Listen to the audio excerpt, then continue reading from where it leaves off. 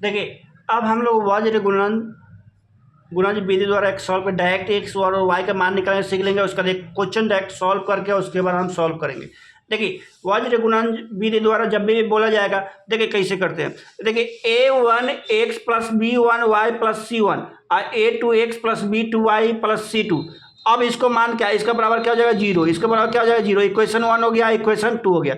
इसमें x Y का मान निकालना। देखिए शॉर्टकट हम समझ ले रहे हैं, उसके बाद फिर हम क्वेश्चन में सॉल्व करेंगे, उसके बाद आप समझ लीजिएगा। देखिए b1 और c1 और a1 और b1 आप डायरेक्ट इतना लिख लीजिए, लिख के याद कर लीजिएगा। क्या कीजिएगा, इसको लिख के आप याद कीजिएगा। तो देखिए ना b1 और c1 जब x के मान निकल रहे, x को आप भूल जाइए। क्या कीजिएगा, आप जब x के निकालना होगा x वाला के, तो x के भूल जाइए। देखिए x के जब हम भूल गए, क्या हो गया b1 और c1 है और b2 और c2, कोई दिक्कत। अब जब हम x को निकाले तो x को हम भूल गए और उसके बाद b1 b2 c1 c2 लिख दिए, कोई दिक्कत। अब उसके बाद y वाला के लिखना है, तो जब y वाला के लिखना है तो y वाला के भूल जाइए। क्या कीजिए, y वाला के भूल जाइए। तो क्या है a1 और a2 अब बराबर क्या होगा c1 और c2, c1 और c2। तो देखिए इसको हम भूल गए, क्या हो गया a1 बटे a2 अब बराबर क्या होगा c1 बटे c2, कोई दिक्कत। अब इसको लास्ट वाला के निकालना, क्या हो गया a1 बटे a2 और b1 बटे b2, कोई दिक्कत। अब देखिए इसको कुछ नहीं, x वाला के निकालना था, इससे इसको गुना, x पहले ऊपर लीजिए बटा, इससे इसको गुना, अब बटे इससे इसको गुना। तो देखिए b1 और c2 माइनस c1 b2। अब y वाला के निकालना है, तो जब y वाला के निकाल इससे इसको गुना, अब नीचे हर में लिखिएगा, अंश में ना, अंश में क्या होगा y होगा। तो देखिए इससे इसको c गुने a, c1 a2 और उसके बाद a1 c2।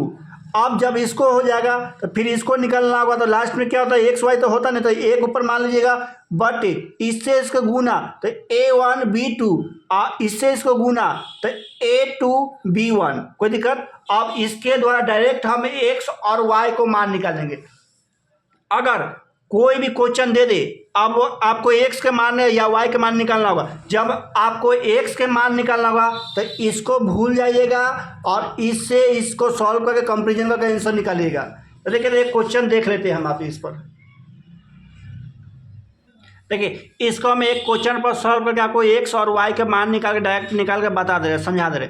उसके बाद हम सॉल्व करें एक क्वेश्चन, उसका एक ग्राफ पढ़ लें, उसका ये चैप्टर खत्म हो जाएगा। देखिए अब एक क्वेश्चन हम ले रहे हैं इस पर, देखिए तो इसको हम मिटा रहे हैं। आप अपना कॉपी या किताब में लिखे हुए हैं तो उस पर आप इसको एक बार समझ लीजिएगा अपने थ्रू से। देखिए एक हम क्वेश्चन लिख रहे हैं, क्या लिख रहे हैं, क्वेश्चन लिख रहे हैं। देखिए क्वेश्चन क्या दिया हुआ है, तो देखिए क्वेश्चन क्या है, x प्लस 2y, क्या दिया हुआ है x प्लस 2y बराबर 1, और उसके बाद क्या दिया हुआ है 3x प्लस 4y, क्या है 3x और प्लस 4y बराबर 10, ये दिया है क्वेश्चन। अब इसको बोला कि x या y दोनों का कुछ हो का मान पूछेगा ना, उसको हम सॉल्व करेंगे। तो देखिएगा इसमें a1 के मान कितना है, तो a1 के मान 1, b1 के मान 2 और c1 के मान 1, कोई दिक्कत। अब देखिए उसके बाद इसमें क्या दिया हुआ है,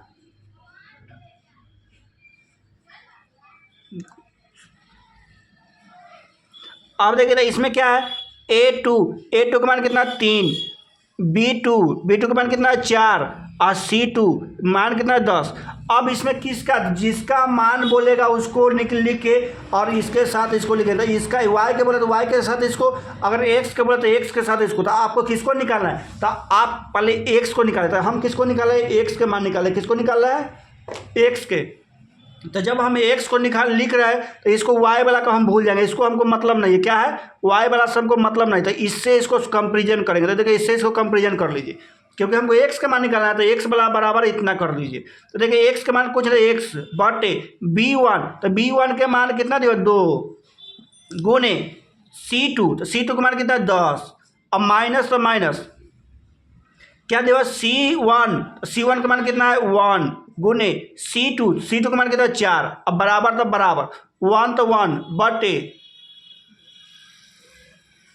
बटे अब a1, तो a1 के मान कितना है तो देखिए A1 का मान 1 गुने B2 का मान कितना है 4, अब माइनस A2 का मान कितना है 3 और B1 तो B1 का मान कितना है 2।